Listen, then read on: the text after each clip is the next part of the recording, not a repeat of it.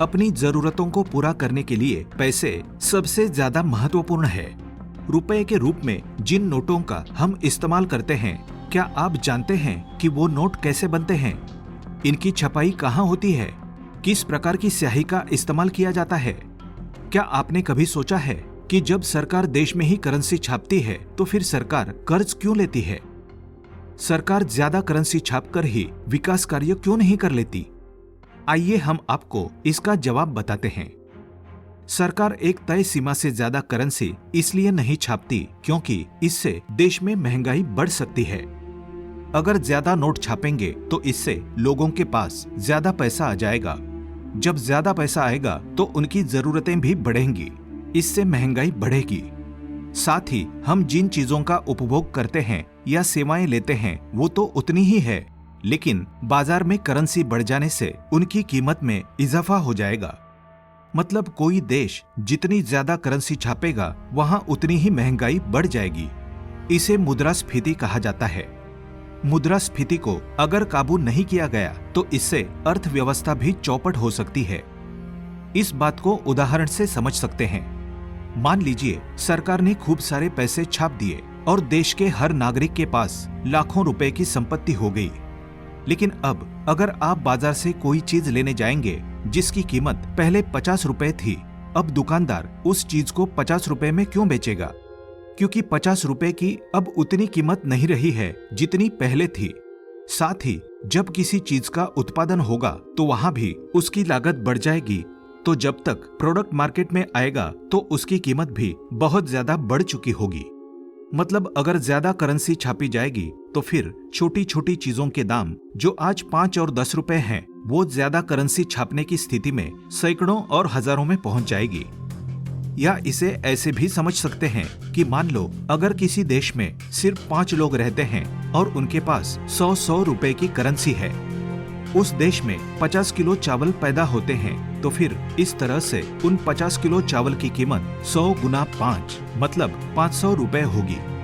अब अगर सरकार ज्यादा करेंसी छाप देती है तो इन लोगों के पास ज्यादा पैसे आ जाएंगे, लेकिन चावल तो 50 ही किलो है।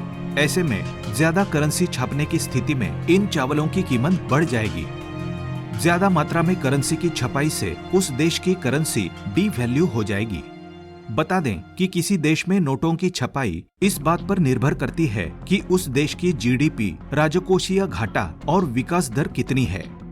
इन सभी बातों का ध्यान रखते हुए देश की सरकार और केंद्रीय बैंक इस बात का फैसला करते हैं कि कब और कितने नोट छापे जाने हैं।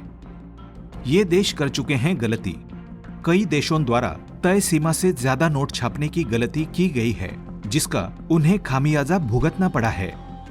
दक्षिण अफ्रीकी देश जिम्बाब्वे की सरकार ने एक बार बहुत सारे नोट छापने की गलती की थी, जिससे वहां की करेंसी की वैल्यू काफी गिर गई और हालात ये हो गए कि दूध, ब्रेड जैसी बुनियादी चीजों के लिए लोगों को बैग भर भर कर नोट ले जाने पड़े। प्रथम विश्व युद्ध के दौरान जर्मनी ने भी इस गलती को किया और युद्ध के हालात के दौरान विदेशी मुद्रा को खरीदने के लिए ज्यादा संख्या में करेंसी छाप दी। इसका असर ये हुआ कि जर्मनी की अर्थव्यवस्था बदहाली के दौर में पहुंच गई। कुछ समय पहले वेनेजुएला में भी ऐसा किया गया और वहां भी हालात काफी खराब हो गए। लोगों को रोजमर्रा की जरूरतों को पूरा करने के लिए लाखों रुपए खर्च करने पड़ रहे हैं। क्या आप जानते हैं कि ये नोट कैसे बनते हैं? इनकी छपाई कहाँ होती है? किस प्रकार की स्याही का इस्तेमाल किया जाता है? आइए इसके बारे में विस्तार से जानते हैं। भारतीय करेंसी के नोट भारत सरकार और रिजर्व बैंक ऑफ इंडिया द्वारा छापे जाते हैं। ये सिर्फ सरकारी प्रिंटिंग प्रेस में ही छापे जाते हैं। देश भर में 4 प्रिंटिंग प्रेस है। नासिक, देवास, मैसूर और पश्चिम बंगाल में सालबोनी में नोट छपाई का काम किया जाता है। नोट छापने की स्याही का आयात मुख्य रूप से स्विट्जरलैंड की कंपनी सिक्पा से किया जाता है, जिसमें इंटेग्लियो, फ्लोरोसेंस और ऑप्टिकल वेरिएबल इंक का इस्तेमाल किया जाता है। बता दें, आयात होने वाले स्याही के कंपोजिशन में हर बार बदलाव करवाया जाता है। ऐसा इसलिए किया जाता है ताकि कोई भी देश इसकी नकल ना कर सकें। कैसे काम करती है इंक? इंटेग्लियो इंक, इसका इस्तेमाल नोट पर दिखने वाली महात्मा गांधी की तस्वीर छापने में किया जाता है। फ्लोरोसेंस इंक, नोट के नंबर पैनल की छपाई के लिए इस इंक का उपयोग किया जाता है। ऑप्टिकल वेरिएबल इंक, नोट की नकल ना हो पाए इसलिए इस इंक का इस्तेमाल होता है। कहां से पेपर आता है?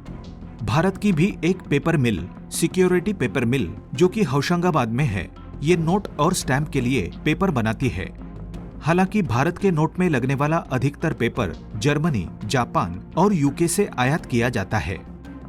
क्या है नोट का इतिहास? ब्रिटिश सरकार ने साल 1862 में पहला नोट छापा था, जो कि यूके की एक कंपनी द्वारा छापा गया था। फिलहाल इस वीडियो में इतना ही। ऐसी ही इंटरेस्टिंग और नॉलेजेबल वीडियो देखने के लिए चैनल को सब्सक्राइब कर लें और वीडियो को लाइक और शेयर भी जरूर कर दें। मुझे दीजिए इजाजत। जय हिंद, जय भारत।